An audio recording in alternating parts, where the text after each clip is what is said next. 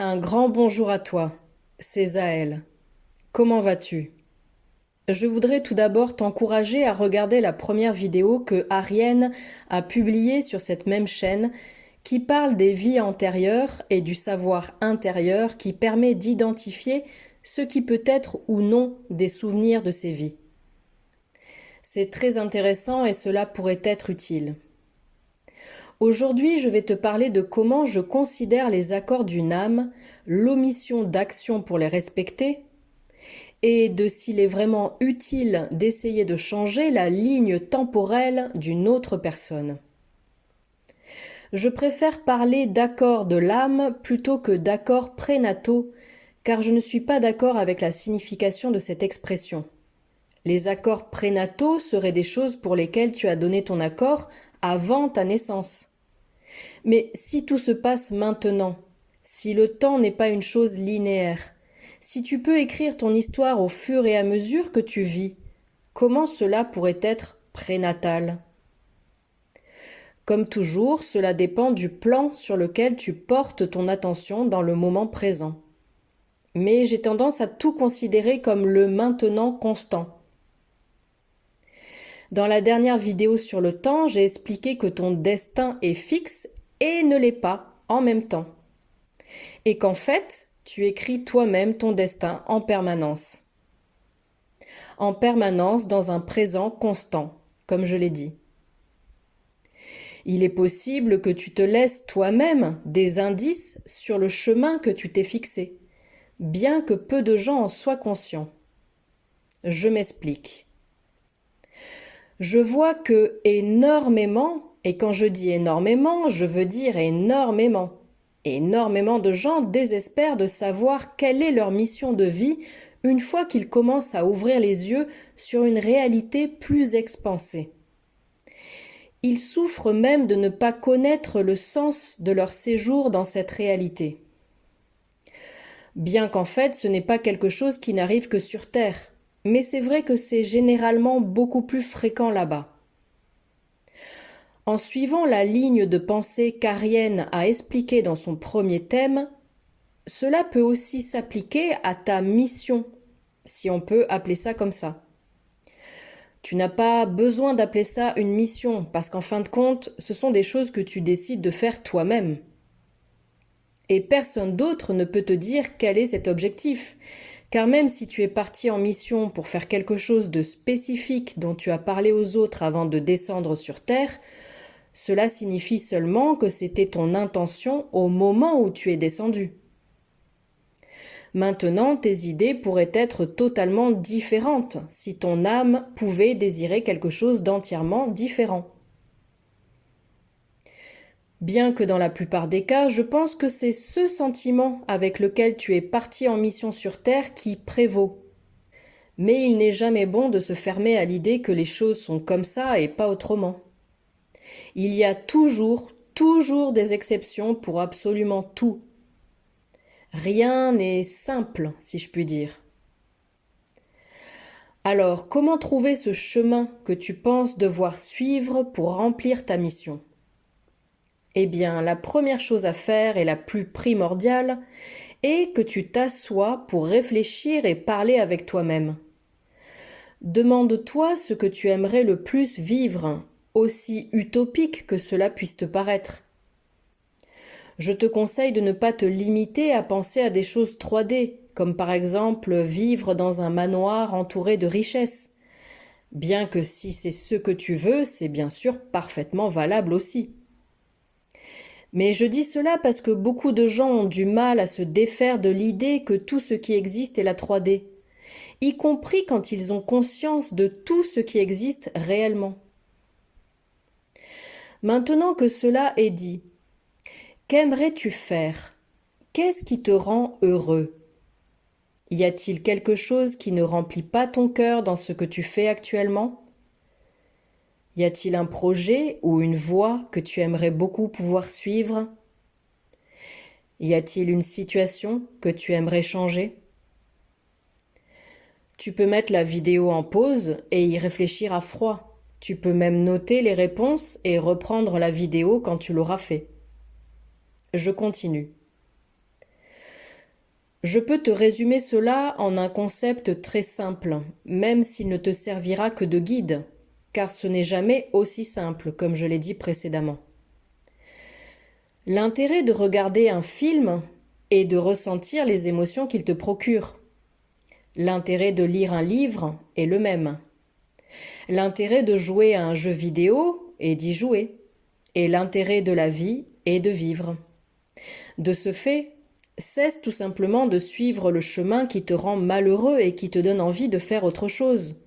Et prends ton courage à deux mains pour aller dans la direction que ta conscience te crie d'emprunter. Si elle te le crie, c'est parce que c'est ça ta mission.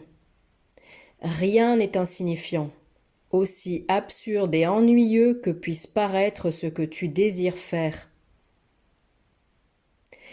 Mais nous arrivons maintenant à la partie qui peut être sujette à controverse.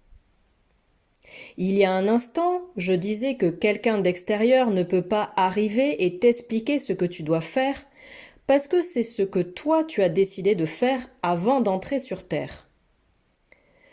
Tout d'abord, ça, c'est penser d'une manière linéaire. Et ensuite, ce que ton âme désire, une fois que tu es à l'intérieur, peut avoir changé du tout au tout. Et s'il y a quelqu'un qui peut savoir ce que désire ta conscience, c'est toi et seulement toi. S'il est déjà compliqué parfois de savoir soi-même ce que son âme désire, comment quelqu'un peut-il même oser prétendre savoir mieux que toi ce que ton âme désire ? J'insiste sur le fait que je n'aime pas le mot âme. Bref, appelons cela point d'attention de la source. Ce qui est vrai, c'est qu'en partant ou en se désincarnant, beaucoup de gens pensent qu'ils n'auraient pas dû partir. Et pourtant, ce que leur point d'attention leur dit quand ils sont sur Terre, c'est qu'ils ne veulent pas de cette vie. Alors, pourquoi accorder plus d'attention ou de priorité au plan 5D qu'au plan 3D, s'il n'existe pas de densité en tant que telle ? Pour avoir vécu sur Terre, je pense que ce n'est pas une plus grande compréhension ou une plus grande expansion de l'esprit qui différencie nécessairement une personne incarnée sur Terre d'une personne née à Témère ou sur le vaisseau andromédien Viera, pour donner un exemple.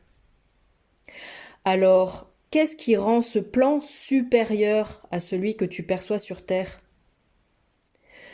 Ne serait-il pas préférable de cesser d'utiliser cet outil des densités pour apprendre et commencer à le faire d'une manière moins douloureuse ?